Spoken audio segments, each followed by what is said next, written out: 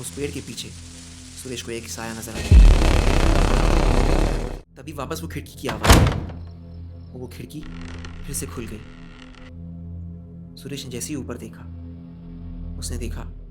Hello दोस्तों, मेरा नाम है नबील अहमद और मेरे चैनल कौन है पर आप लोगों का फिर से स्वागत है।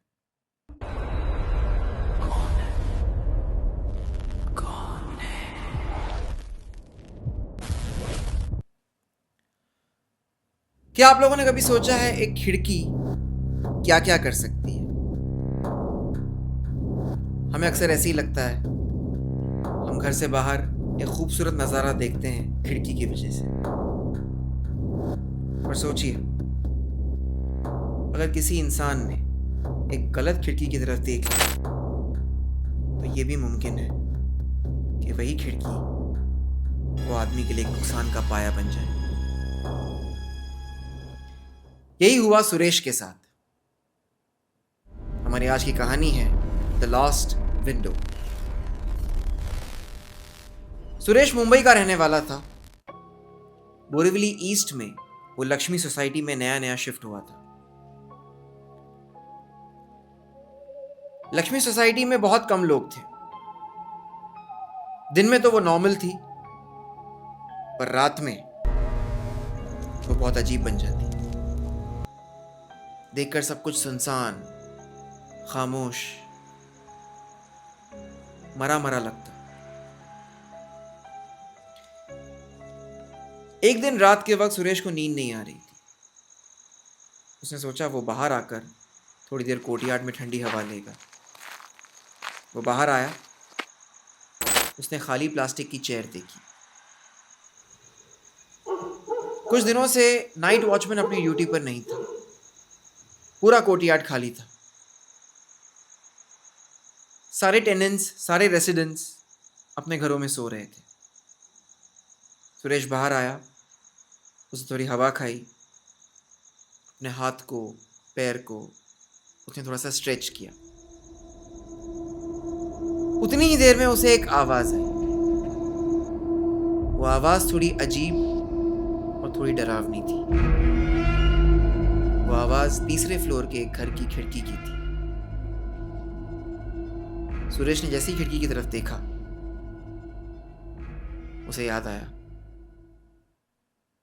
कुछ दिन पहले किसी ने उसे कहा था उस घर में कोई नहीं रहता।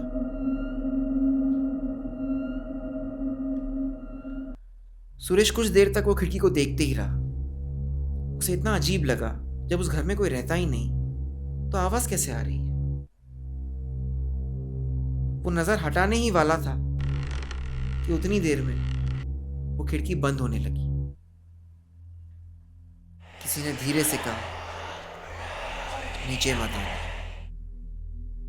सुरेश शॉक हो गया। वो ग्राउंड फ्लोर पर रहता था, तो नीचे मत आने का मतलब वो समझ नहीं पा रहा था। उतनी ही देर में कोर्टयार्ड के सामने जो पेड़ था वो धीरे धीरे हिलने लगा। उस पेड़ के पीछे सुरेश को एक साया नजर आया। उसी खिड़की की तरफ देख रहा था। धीरे धीरे उस साये ने 180 डिग्री अपनी गर्दन घुमाई और अब वो सुरेश की तरफ देखने लगा।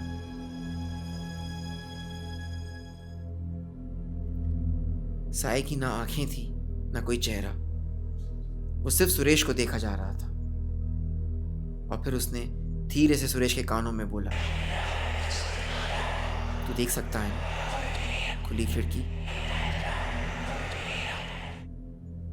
सुरेश को इतना अजीब लगा, उसे डर भी लग रहा था, पर उसे समझ में नहीं आ रहा था कि उसके साथ क्या हो रहा है। वो भागना चाह रहा था पर वो भाग भी नहीं पाया।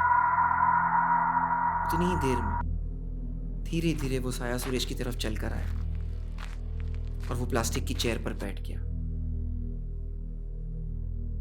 सुरेश के पैर जम गए। वो कुछ कर नहीं पा रहा था।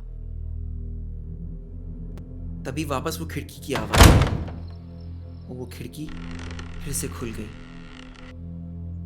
सुरेश ने जैसे ही ऊपर देखा, उसने देखा उस खिड़की में कोई खड़ा है। इस बार सुरेश ने देखा उस खिड़की में वो खुद खड़ा था। खुद को देखकर सुरेश के पसीने छूटने लग गए। उसे यकीन नहीं हुआ कि वो खुद वहां खड़ा है।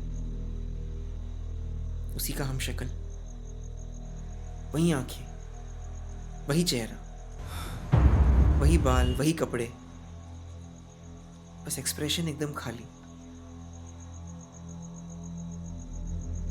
खिड़की वाले सुरेश ने असली सुरेश से कहा, अब मेरी बारी खत्म। तभी कुर्सी पर बैठे हुए साये ने चुपचाप खड़े होने का फैसला किया और उसी वक्त असली सुरेश धीरे धीरे सीढ़ियों की तरफ मुड़ने लग गया। अगले दिन सुबह सोसाइटी के लोगों ने उसी प्लास्टिक की चेयर पर एक आदमी को पाया। आंखें खुली थी पर वो जिंदा नहीं लग रहा था और 3rd फ्लोर की खिड़की वो आज भी खुली रहती है। लोगों का अब ये कहना है कि जो कोई खास रातों को उस खिड़की को बहुत देर तक देखता है तो गायब हो जाता है और उसकी जगह कोई और आ जाता है। दोस्तों, ये थी हमारी आज की कहानी। अगर आपको ये कहानी अच्छी लगे तो इसे ज़रूर लाइक करें, शेयर करें और हमारे चैनल को सब्सक्राइब करें। हम बहुत जल्द मिलेंगे एक नई कहानी के साथ। Thank you so much.